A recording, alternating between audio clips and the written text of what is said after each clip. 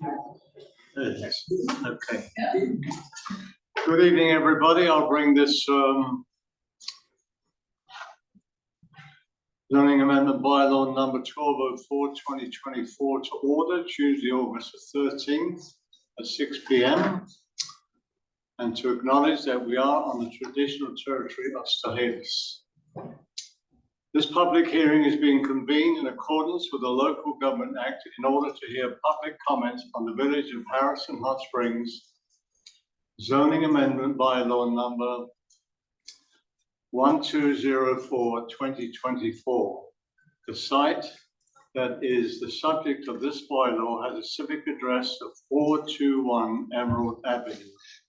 In accordance with the legislation and the village's public notice bylaw number 1200/2024, the time, place, and details of this public hearing and the proposed bylaw were advertised on the August 6, 2024 via direct mail out and on the village's website and public notice posting boards. An information package on the proposed bylaw has been available on the village's website and the village office since that time. All persons who believe that their interest in property is affected by the proposed bylaw must be afforded a reasonable opportunity to be heard or to present written submission respecting matters contained in the bylaw that is the subject of this hearing. Therefore, any person attending who believes their interest in property is affected by the proposed bylaw may be heard on the matters contained in the bylaw. Please restrict your remarks to matters of the direct consequence to the proposed bylaw. This hearing is not a forum in which elected officials debate among themselves or with the proponents or opponents. Council may ask questions to clarification of a speaker's point.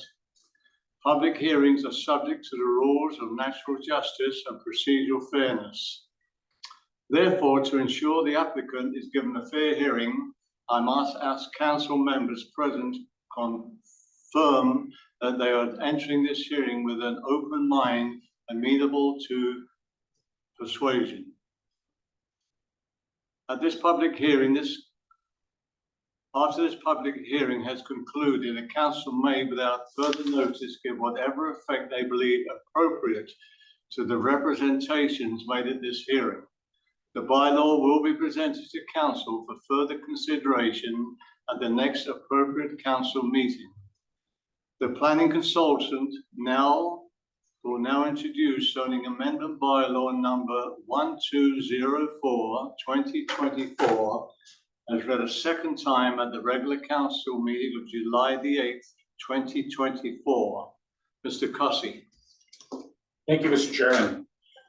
Village of Harrison Hot Springs bylaw number 1204/2024, a bylaw to amend Village of Harrison Hot Springs zoning bylaw number 1115/2017. Whereas the mayor and council has deemed it advisable to amend the Village of Harrison Hot Springs zoning bylaw number 1115/2017, the zoning bylaw for the Village of Harrison Hot Springs as adopted May 7, 2018. Now therefore an open meeting assembled, the mayor and council of the Village of Harrison Hot Springs enacts as follows. This bylaw may be cited for all purposes as the Village of Harrison Hot Springs zoning amendment bylaw number 1204/2024, and that Schedule A, the zoning map for the Village of Harrison Hot Springs bylaw number 1115/2017 be amended by rezoning the lands legally described as Lot 34, Section 12, Township 4, Range 29, west of the 6th Meridian, New Westminster District Plan 35160, parcel identification number 007-173-318, outlined in red and crosshatched on Schedule 1 of this bylaw from Residential 1, Conventional Lot R1 zone to Residential 3, Small Lot R3 zone, and the map appended hereto designated as Schedule 1, showing such amendments is an integral part of this bylaw. Thank you. The developer is now invited to make a presentation regarding the zoning amendment bylaw, so wishes.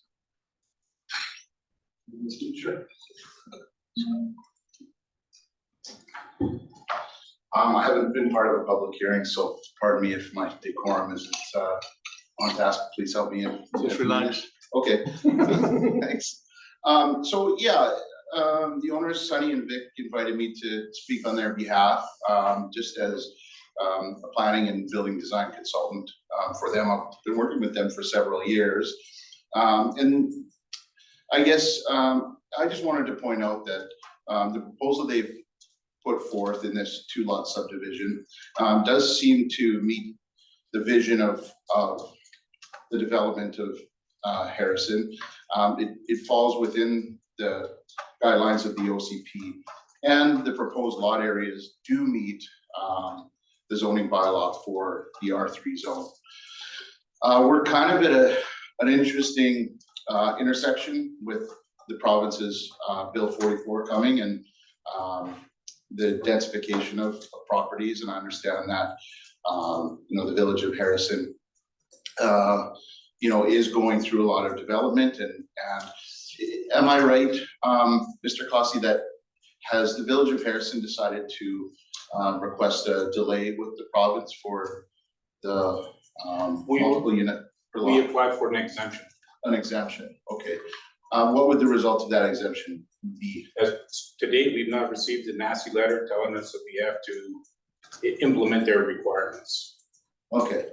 I have been part of several roundtables and advisory panels in regards to the implementation of it. The province does seem fairly committed to the bill, so it'll be interesting to see what happens. But I think what's important here is that Sunny and Vic have proposed something that probably is more fitting with the village of Harrison in terms of what the potential development would be of 2 modest homes versus the current development potential would be a large home, probably in excess of 5,600 square feet, which likely with today's economic situation would require at least 1 secondary suite, possibly multiple, depending on obviously what happens with the province in your application.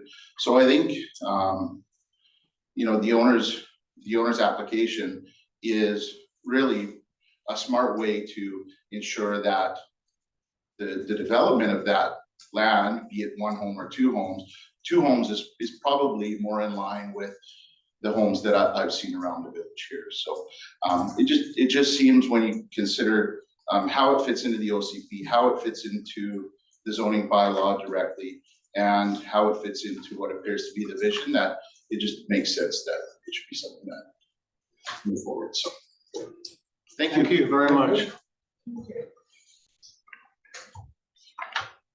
And there's been no submissions? Okay, thank you. The village has received no written submissions. Now I would like to invite the public to speak and present comments. In the interest of hearing all persons within a reasonable time frame, each person shall have 3 minutes. Further opportunity will be afforded for persons to speak a second or third time once all persons have had an opportunity to speak. The chair has the authority to stop any speaker who is not commenting on the facts pertinent to this bylaw. Members of the public who are attending in person who wish to speak, please clearly state your name and address for the record and proceed with your comments. I will now call for the first time comments from the, we'll do this maybe this way first. Okay, we'll have comments from the floor, then we'll go to Zoom. So for the first time, any comments from the floor? Yes, Mr. Mayor, Acting Mayor. My name is John Allen. I live at 398 Hot Springs Road in the village of Harrison Hot Springs. I'd like to start by objecting, Mr. Facio, to your involvement in this because of your connection directly with the developer through your son's employment. And I believe that to be a conflict of interest. And I think that may poison this whole process. and I'd invite you to declare the conflict and leave the chamber. This has already been declared by myself at a previous meeting, Mr. Allen, and I find that very insulting for you to bring it up. And I do have a legal opinion that I'm not in a conflict of interest, and that's where it stands. Now, Thank you. you're supposed to be speaking on the bylaw, not on me.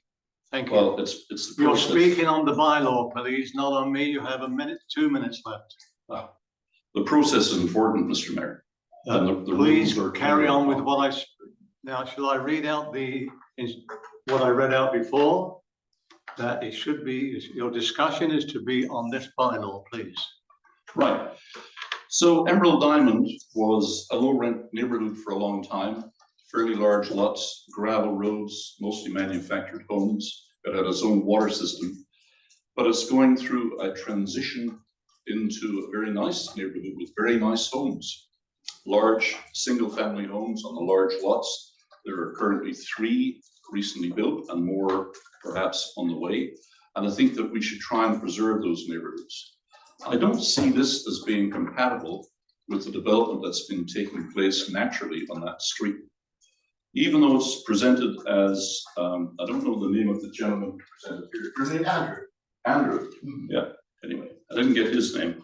Andrew says it's supposed to be a subdivision for 2 modest homes. The planning report says it's actually going to be 2 duplexes, which would be 4 homes. And there's always the possibility of secondary suites or garages with upstairs suites in addition to that, which means that it becomes a fairly dense little corner of the neighborhood. And I think it'll change the neighborhood having that kind of density there. And I think that's in conflict with the natural growth that has taken place in the area.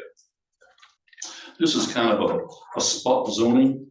It's an R1 neighborhood. All of a sudden it goes to R3, it goes to high density, lots of people, lots of cars, no parkland in that area for the kids to play on, so they're going to be on the street. It's a considerable jump in value to get this rezoning, estimated by some people as $500,000. And the question I have is, what do we, the village, get out of it? Normally, the presentation of a development of this would show us if we were going to get new sidewalks on both streets, perhaps. That would be a good thing. We're going to get 5% parkland dedicated or 5% of the value in cash. And I think that we should look forward to getting those things, and those should be disclosed to us at this stage when the zoning is being considered. I was told at a previous meeting that, oh no, it's none of your business. It's up to the approving officer. And to me, that's not good enough. The neighbors and the public needs to know how the development is going to be eventually and what we get out of it. If you stratify both lots into 4 duplexes, you really have 4 new homes there. And the planning document talked about needing parking for 4 cars. Each home today requires 2 cars. And that would mean that the parking requirement is actually 16 vehicles to provide enough parking for all of those cars and their guests.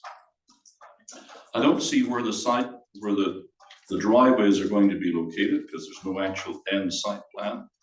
And I don't see any provision in the zoning approval that says that we're going to get the sight line at the corner of Emerald and Diamond, which is 6 meters in each direction, left clear for traffic safety. So I would urge council not to approve this until you get an assurance and a commitment from the developer that we're getting adequate sidewalks on both Emerald and Diamond in front of the development, that the planning has been well considered and is taken care of in terms of off-street parking. Excuse me, buddy, your time is up. You'll have another opportunity to speak again. Thank you. Is there anybody else from the audience who wants to speak for the first time? Please step up and give us your name and address.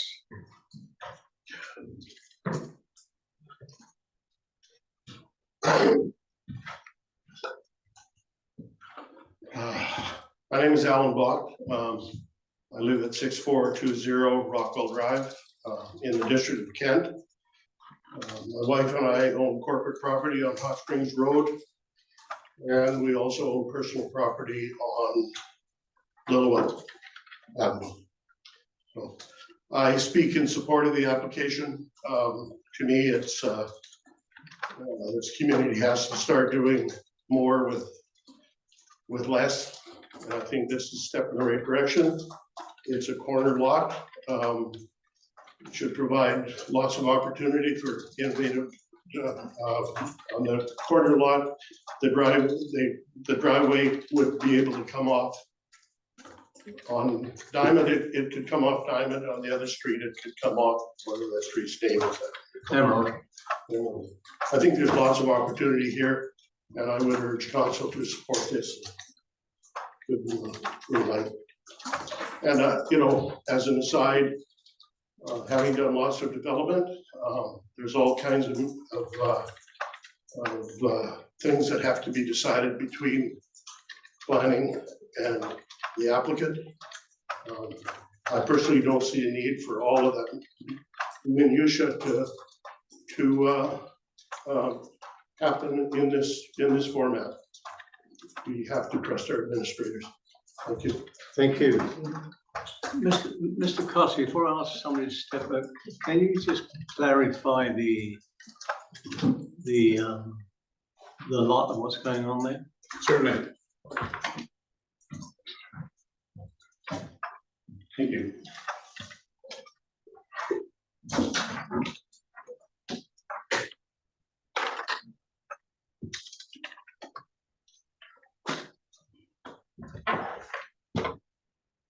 The development site consists of one property with the assigned civic address of 421 Emerald Avenue.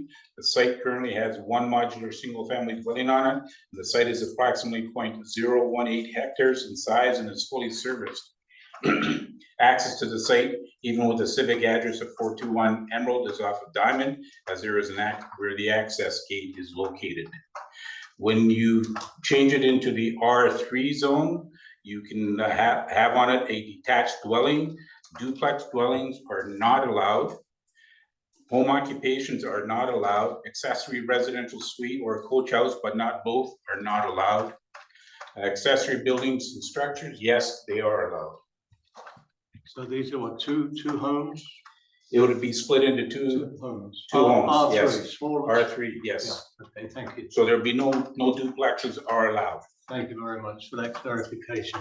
Anybody else on the floor wish to speak for the first time? Nobody? I'll now go to Zoom. Is anybody on Zoom to speak for the first time? Anybody on Zoom? No, nobody on Zoom? No?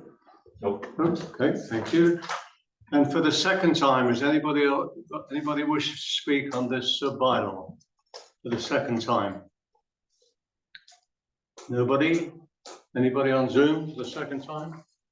Anyone on Zoom? Nope. Thank you. And for the third and last time, anybody wishes to speak on this bylaw?